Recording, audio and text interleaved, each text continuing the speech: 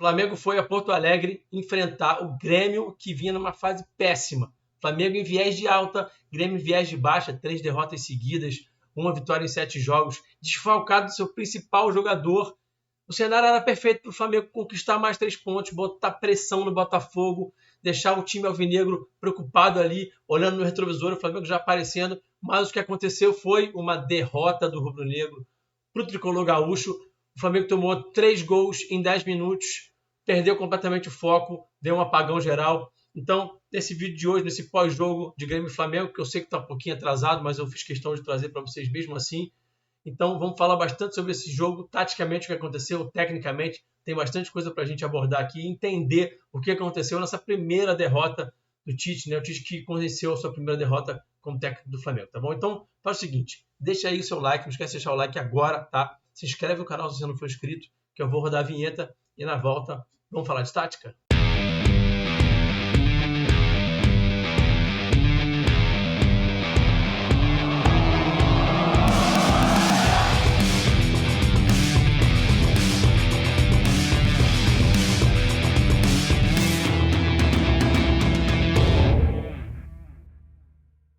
Recadinho rápido antes da gente seguir, considera a possibilidade de virar membro desse canal, tá? Você vai ajudar o canal a crescer e você vai ter como contrapartida, como benefício, um grupo de WhatsApp para a gente trocar ideia lá sobre Flamengo, sobre tática, sobre futebol, sobre tudo. O debate lá é alto nível, é muito legal, é muito bacana. E também, se você comprar o plano Gabigol, que é um pouquinho mais caro, mas que também é merrequinha mesmo, você vai ter direito à transmissão tática, em que eu faço em tempo real, durante os jogos do Flamengo, mandando áudio ali, os meus apontamentos táticos, eu vou mostrando para vocês tudo que está acontecendo taticamente na partida, tá? Também é bem legal, a turma tá gostando, tá elogiando.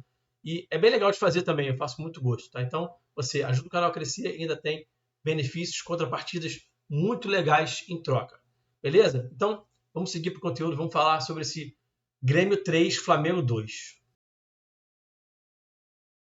Bom, o Flamengo foi a campo com o Rossi, Wesley, Pablo, no lugar do suspenso Fabrício Bruno, Léo Pereira e Ayrton Lucas, Pulgar, Thiago Maia, Gerson Arrascaeta, Cebolinha no lugar do desgastado muscularmente, né? A possibilidade aí de lesão do Bruno Henrique. Entrou o Cebolinha ali como ponta esquerda e o Pedro como centroavante. E o Grêmio foi a campo dessa forma aqui, ó. O Grêmio foi a campo com Gabriel Grando, Bruno Alves, Jeromel e Kahneman, João Pedro, PP, Vilhaçante e Reinaldo, Galdino, Bessossi, JP Galvão, o mesmo 3-4-3 e que o Grêmio já tinha enfrentado o Flamengo em oportunidades anteriores aí nos confrontos que os times tiveram por Copa do Brasil, por Campeonato Brasileiro, tá? O esquema era o mesmo, mas algumas estruturas, algumas regras de ação, algumas posturas ali, táticas do time do Renato eram um pouquinho diferentes e vou mostrar isso para vocês já já. Estatísticas, né? O Flamengo com um número interessante de passes certos, mas isso se deve ao fato do Flamengo ficar construindo muito a bola ali em primeira fase de construção, passando muita bola de lado. É algo que realmente, de fato, não está muito me agradando, essa primeira fase de construção que não acaba nunca. Fica rodando ali a posse muito tempo. E isso vai gerando, obviamente, um número de acertos de passe muito alto. Então, essa é uma estatística até um pouco enganosa. Quando o Flamengo precisa acertar o passe mais difícil, o passe que vai fazer a diferença, que vai fazer o time realmente chegar numa situação de finalização, que vai realmente machucar o adversário, o Flamengo tem errado bastante. A gente viu isso, né? A gente está cansado de ver, está cansado de saber que, tecnicamente, o time está sofrendo, né? Bolas longas, o Flamengo fez 48, achei um número exagerado. O Grêmio forçava um pouquinho o Flamengo a construir por fora ou construir com bola longa, e o Flamengo mordeu a isca e fez muita bola longa, e com isso teve seu jogo bastante esvaziado. Vamos falar também um pouquinho mais sobre isso já já. Aqui, a zona de guerra que o Grêmio faz, o Grêmio marcava nesse 5-2-3, que também era um 5-4-1, quando os dois extremos baixavam e se alinhavam aos dois volantes, né? Variavam muito de 5-2-3 para 5-4-1. Mas a ideia aqui é fechar o corredor central, te obrigar a jogar por fora, né? Te obrigar a chegar em corredor lateral, e quando você chega no corredor lateral, aí sim você é muito pressionado, né? Isso está sendo bastante comum aqui no Brasil, os times estão usando bastante esse tipo de marcação, te obrigando a construir por fora, né?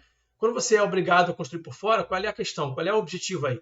Primeiro, a linha lateral está te marcando, a linha lateral ela te delimita ali, ela reduz o seu espaço, né? E segundo, né, você está mais longe da baliza, né? A baliza fica no centro do campo. Então, quando você direciona o seu adversário para fora, para a lateral, você está direcionando ele mais para longe da sua baliza. Então, quando você perca um duelo, você tem mais tempo de se recuperar, né? Então, a ideia é essa, tá? Bom, aqui o Flamengo perdeu um gol com 1 minuto de jogo. O Gerson teve essa chance, uma chance na minha visão, bastante clara, tá? E o Gerson perdeu essa chance muito porque tem dificuldade de usar o pé direito, né? Essa bola era para ele usar o pé direito, não o pé esquerdo. Ele chegou todo torto, botando o lado de fora do pé na bola, usando o pé esquerdo, e aí a bola acabou subindo. Era uma bola para usar o pé direito. O Gerson é um atleta que é um canhoto que usa muito, muito pouco o seu pé direito, assim como o Gabriel Barbosa.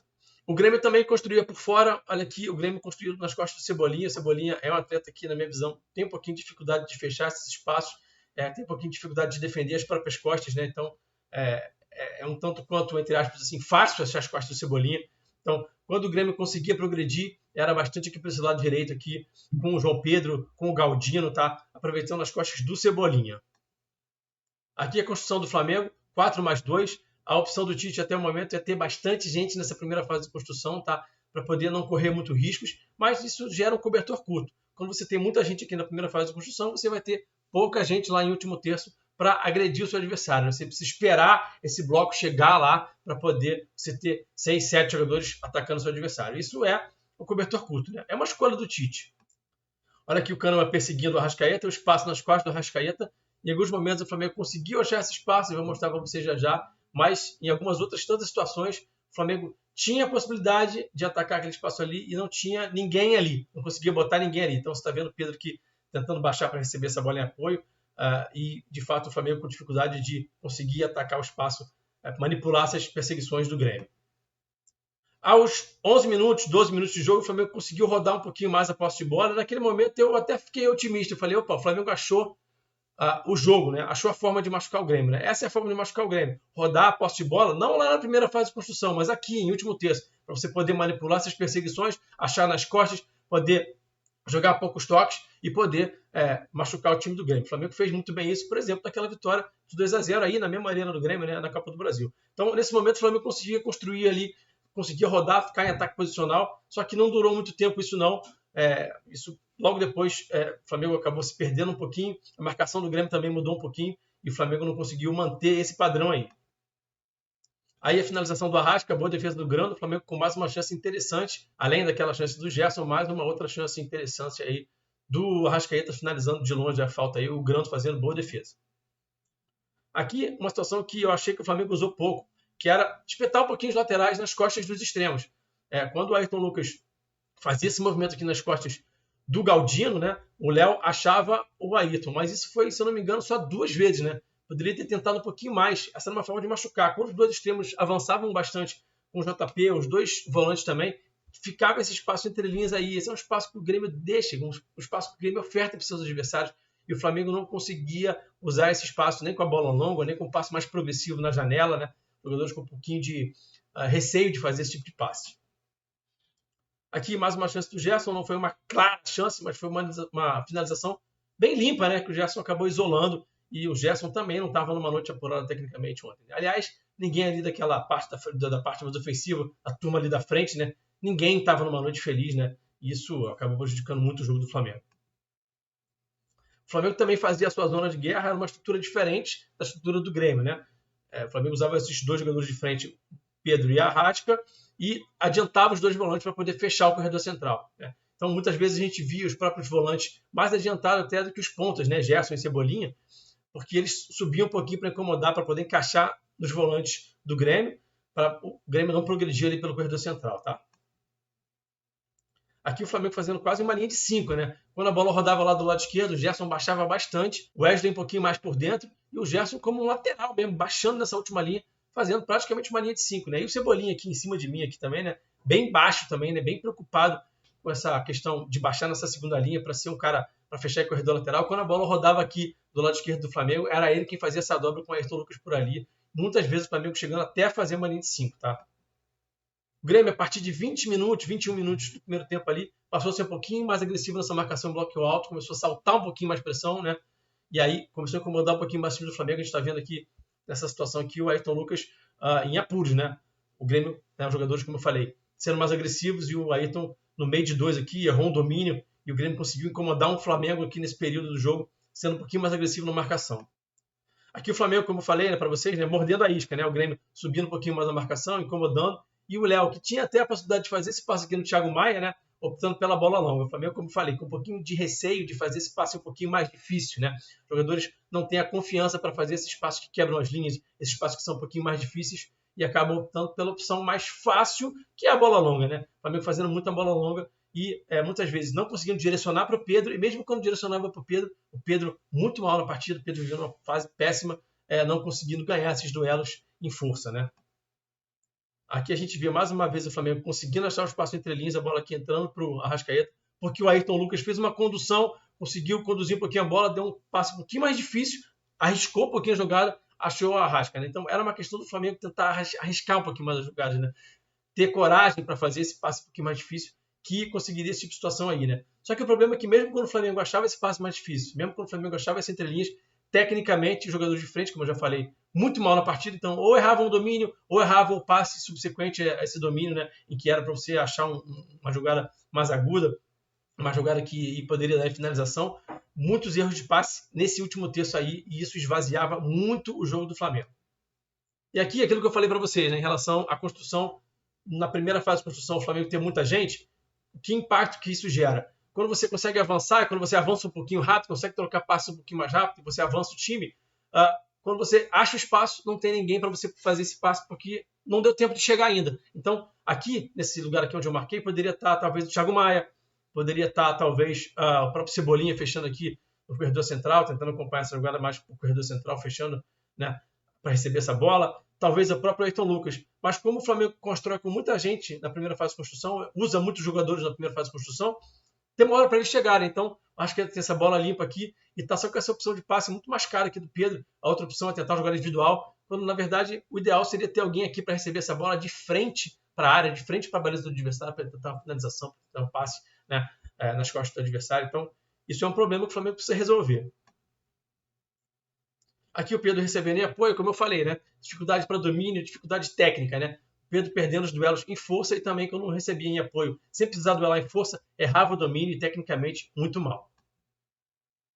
Quando o Flamengo teve um pouquinho mais de coragem de fazer um passe um pouquinho mais difícil, o Maia arriscou esse passe aqui na janela, nas costas dessa linha aqui de marcação do Grêmio e achou o Cebolinha, o Flamengo conseguiu progredir. Cebola foi muito bem também nesse domínio que ele fez de perna esquerda, domínio orientado, né? Em que ele deixou o Jeromel para trás, o Jeromel ainda tentou dar uma pancada nele, ele ficou de pé, prosseguiu, até tomou uma decisão errada, né? Porque aqui ele demora para fazer esse passe para o Pedro. A melhor jogada era fazer esse passe para o Pedro aqui agora, mas ele demora, escolhe errado.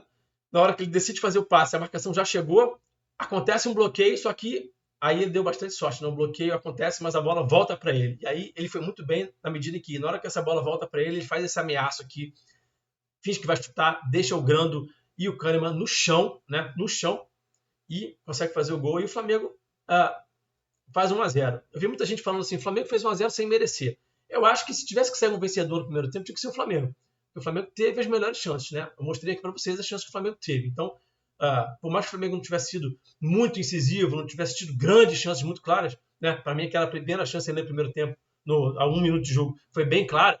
Mas a verdade é que o Grêmio machucava o Flamengo menos ainda. Então, se você fosse botar numa balança assim, se tivesse, tem que sair um vencedor no primeiro tempo.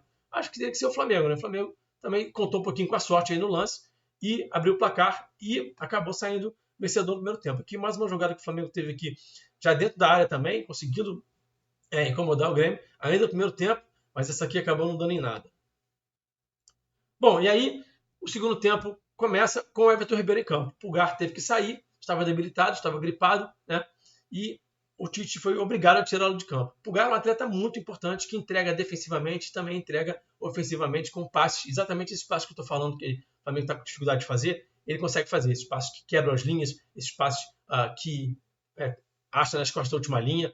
Ele é muito bom tecnicamente para fazer esses passes, contribui muito e também é forte para defender, né? Ajuda muito defensivamente.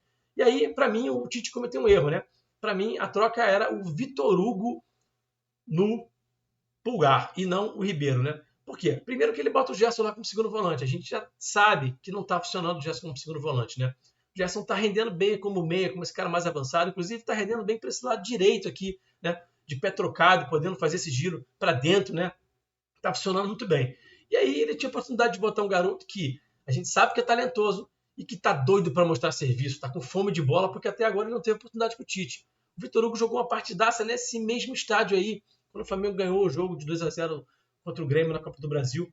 A dupla de volante era Thiago Maia e Vitor Hugo. E nesse jogo aí ainda tinha uma oportunidade melhor ainda, tinha um cenário, um contexto mais favorável ainda. Só 45 minutos em campo, entrava de tanque cheio, doido para mostrar serviço. Então ele ia entregar no nível máximo assim, de física, fisicamente, né, poder entrar só para jogar 45, doido para mostrar serviço. Acho que o Tite foi bastante mal nessa escolha. É claro que a gente pode falar assim, Rafa, você está sendo engenheiro de obra pronta.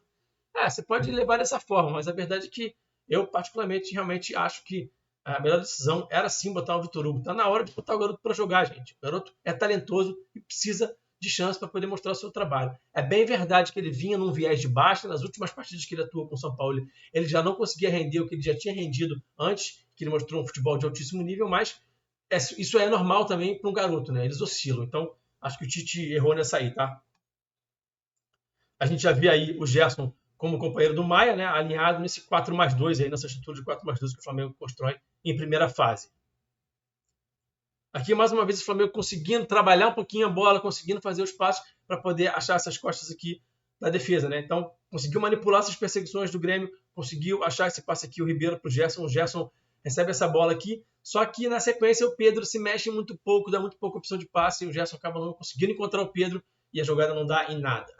O Flamengo defendia muito bem à frente da área, o Grêmio tinha um domínio territorial, tinha desvantagem no placar, estava jogando em casa, o Flamengo baixou suas linhas e não sofria muito não. O Flamengo conseguia, como vocês estão vendo nessa imagem aí, fechar bem à frente da área, bastante gente protegendo ali o funil, e o Grêmio construía muito por fora e conseguia alguns escanteios, mas não conseguia machucar muito o Flamengo não.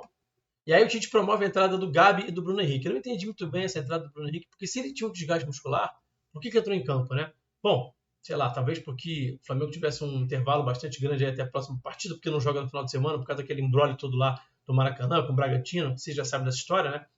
Então o Flamengo não joga nesse final de semana, então talvez por conta disso, mas eu realmente não entendi. Se há um desgaste muscular, acho que não é para entrar em campo, mas também não sou fisiologista, não sou da área, então tudo bem, entraram Bruno Henrique, entraram o Gabigol, o Cebolinha estava bem no jogo, né? Acho que até nesse sentido foi até ruim também a saída do Cebolinha, não digo nem a entrada do Bruno, mas a saída do Cebolinha, estava bem no jogo, né? O Pedro não, o Pedro realmente estava muito mal e o Tite resolveu botar o Gabi em campo para ver se entregava um jogo de mais força, de um pouquinho mais de marcação do que o Pedro, de um pouquinho mais de movimentação do que o Pedro para gerar linha de passe, mas o Gabi também entrou muito mal, tecnicamente errando bastante, não conseguindo entregar o que dele se espera, né? E aí, na sequência, né, o Bruno erra um passe, 6 minutos depois de entrar em campo, 7 minutos depois de entrar em campo, né? O Bruno tecnicamente também é muito abaixo, erra essa jogada aqui, força uma jogada em corredor central aqui, força esse passe mais difícil no Arrascaeta, tinha uma opção muito mais fácil de passe aqui para o Ayrton Lucas, toma a decisão errada, o Grêmio retoma a posse de bola, entra em transição, consegue esse passe aqui para o Ferreirinha ganha esse duelo aqui em força com o Wesley, né? Achei que o Wesley não foi muito bem nesse duelo aqui com o Ferreirinha, perdeu esse duelo em força, né? A bola consegue entrar aqui para o Ferreirinha, ele faz essa finalização bonita aqui, faz esse gol aqui bonito, finaliza bem, né? Tá aqui o Wesley aqui tentando essa chaleira aqui como último recurso, mas a bola passou, o Ferreirinha conseguiu dominar e o Grêmio empatou o jogo. E aí, gente, o Flamengo tem muita dificuldade de lidar com o revés, de lidar com as situações que são incômodas na partida, né? O Flamengo parece que perde um pouquinho o foco, mentalmente os jogadores ficam muito frágeis, né? Não conseguem lidar com esse revés, né? E o Flamengo sofreu um gol 5 minutos depois, numa jogada que tinha assim uma absoluta superioridade numérica dentro da área, né? A bola acaba chegando aqui para o Natan. Você viu que o Flamengo tem 3 jogadores em volta da bola aqui. O João Pedro consegue fazer esse passe aqui para o Natan. O Natan finaliza e consegue fazer 2-1, né? Psicologicamente o time desmorona de vez. Já mostrava um abalo, né? Como eu falei, esse time, impressionante como esse time tem dificuldade de lidar com as situações contrárias durante a partida, né? E fazem parte do futebol essas situações, né?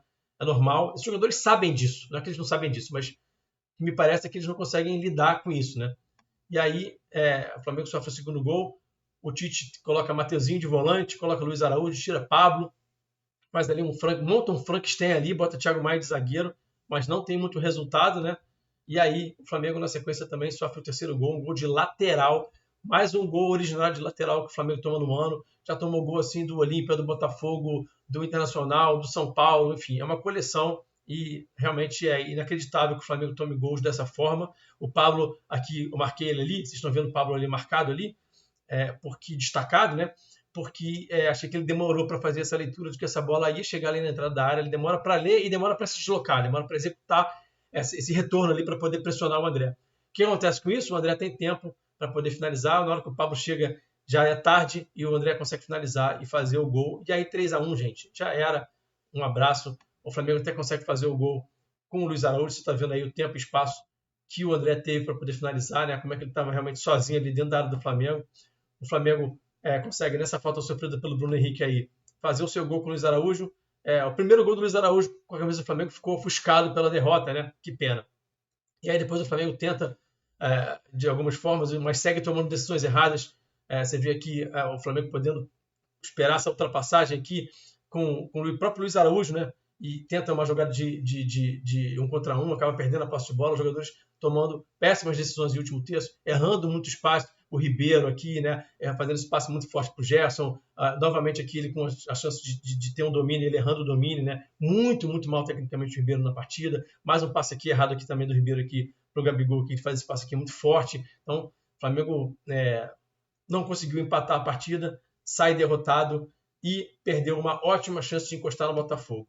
Bom, esse foi o pós-jogo, o Flamengo perdeu essa oportunidade de encostar no Botafogo, o Flamengo perde a primeira partida sob o comando de Tite e praticamente dá adeus, já dá para dizer que o Flamengo dá adeus para qualquer possibilidade de título brasileiro em 2023, vai passar 2023 em branco, e aquilo, né, tem um ditado que diz que tudo que começa mal acaba mal, né, acho que isso se aplica ao 2023 do Flamengo, né, desde o planejamento para 2023, desde quando o Flamengo resolve mandar o Dorival embora, dar 40 dias de férias para os jogadores, todas as decisões, basicamente, né, todas as decisões que foram tomadas pela diretoria esse ano foram muito questionáveis, né, então, e isso acabou acarretando num ano sem títulos, né? Um time que arrecada muita grana, que tem um poder muito grande aí no mercado, que tem muita condição de trabalho boa para dar para os seus atletas com CT, com tudo mais, com estrutura, e que vai sair em branco em 2023. Que o 2024 o Flamengo seja diferente, que o Flamengo use essa reta final aí do Campeonato Brasileiro para poder o Tite analisar aí os jogadores que ele acha que são os que devem ficar, para o Flamengo poder fazer uma reformulação do seu departamento de futebol de uma forma geral, né, de elenco, de tudo, né, para que o 2024 seja um pouquinho mais feliz, para que o Flamengo volte a conseguir levantar taças. Fechou? Gente, muito obrigado mais uma vez pela parceria e pela audiência. Tamo junto, forte abraço e eu fui.